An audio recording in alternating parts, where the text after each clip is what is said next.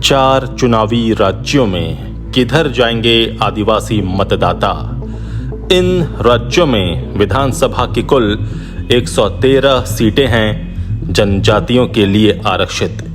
छत्तीसगढ़ और मध्य प्रदेश में कांग्रेस परेशान, उठाना पड़ सकता है नुकसान। राजस्थान और तेलंगाना में हवा का रुख अब तक तय नहीं, सभी दल जुटे।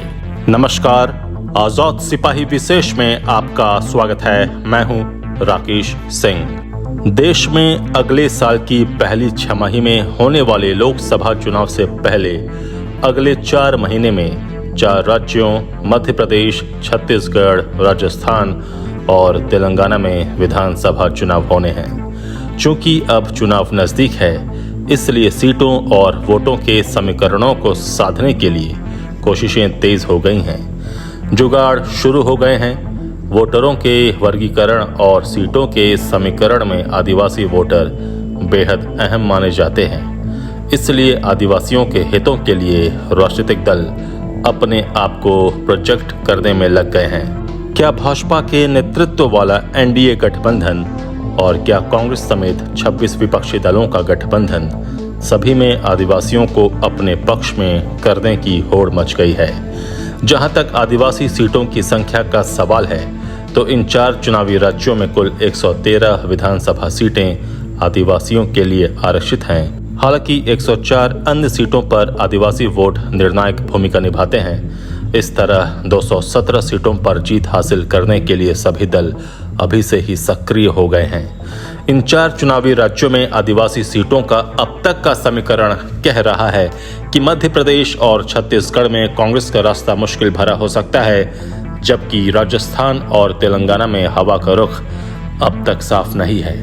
भाजपा ने आदिवासी वोटरों को साधने के लिए राष्ट्रपति पद पर द्रौपदी मुर्मू को बिठाकर जो दांव चला था, उसकी काट खोजने में कांग्रेस को मुश्किल हो रही है।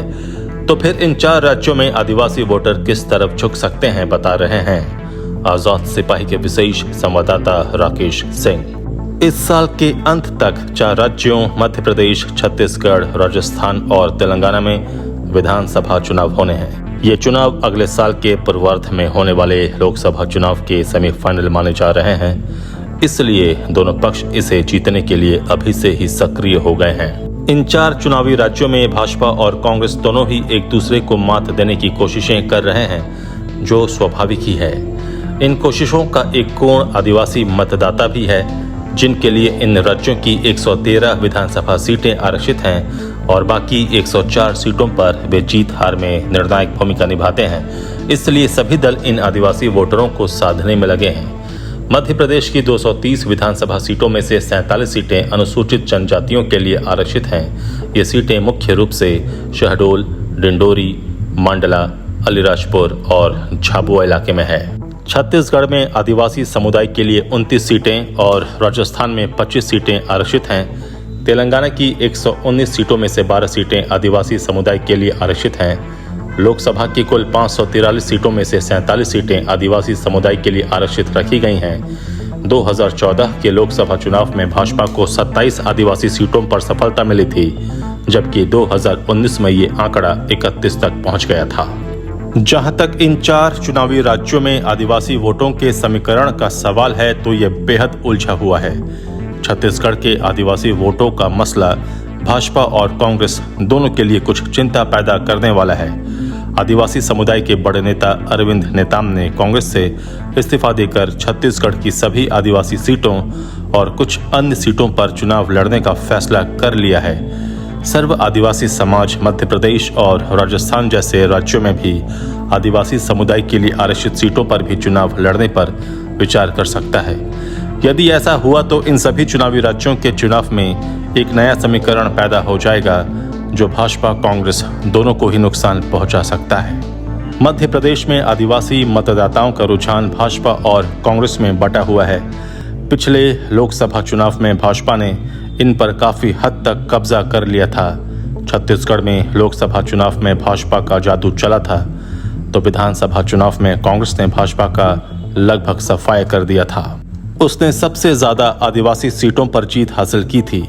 इस बार भी कांग्रेस का आदिवासी सीटों पर दावा मजबूत माना जा रहा था, लेकिन उसके बागी नेता अरविंद नेताम ने पार्टी की चुनौतियां बढ़ा दी हैं। यदि सर्व आदिवासी समाज ने आदिवासी समुदाय के मतदाताओं के एक हिस्से को आकर्षित किया तो भाजपा कांग्रेस के समीकरण बदल सकते हैं।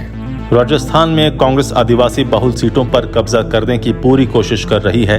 राहुल गांधी ने आदिवासी समुदायों के लिए विशेष योजनाओं की शुरुआत कर उन्हें कांग्रेस की ओर आकर्षित करने का काम किया है। उन्होंने आदिवासियों को देश का असली मूल निवासी बताकर उनकी भावनाओं को अपने साथ जोड़ने का काम किया है।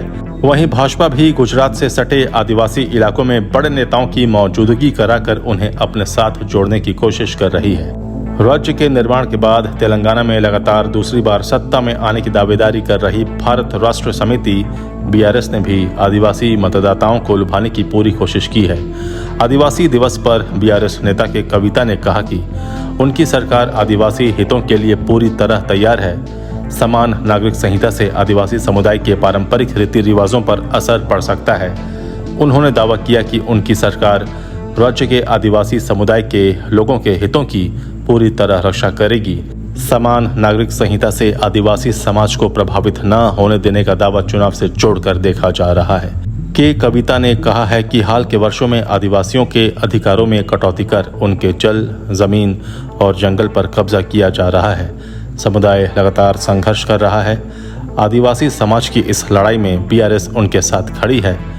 उन्होंने कहा कि भारतीय जनता पार्टी यूसीसी कानून लाकर उसके जरिए आदिवासियों और एससी समुदाय के अधिकार को सीमित कर देना चाहती है, लेकिन बीआरएस किसी भी हालत में ऐसा नहीं होने देगी।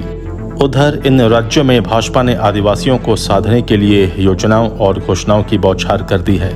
भाजपा बैठकों के जरिए कार्यकर्ताओं को आदिवासियों के बीच पार्टी की बात रखने की ट्रेनिंग दे रही है। इसके अलावा राष्ट्रीय स्वयंसेवक संघ ने भी आदिवासियों को लेकर तैयारी शुरू कर दी है। मिशन 2023 को ध्यान में रखते हुए संघ बीते 1 साल से आदिवासी इलाकों में विशेष अभियान चला रहा है। आदिवासी बहुल जिलों में संघ की शाखाओं को दोगुना करने का टारगेट रखा है। धर्मांतरण रोकने के लिए इन क्षेत्रों में जन जागरूकता और संस्कार शालाएं भी बढ़ाई गई हैं। संघ ने आने वाले दिनों में कई छोटे बड़े कार्यक्रम और सभाएं इन्हीं जिलों में आयोजित करने की योजना बनाई है।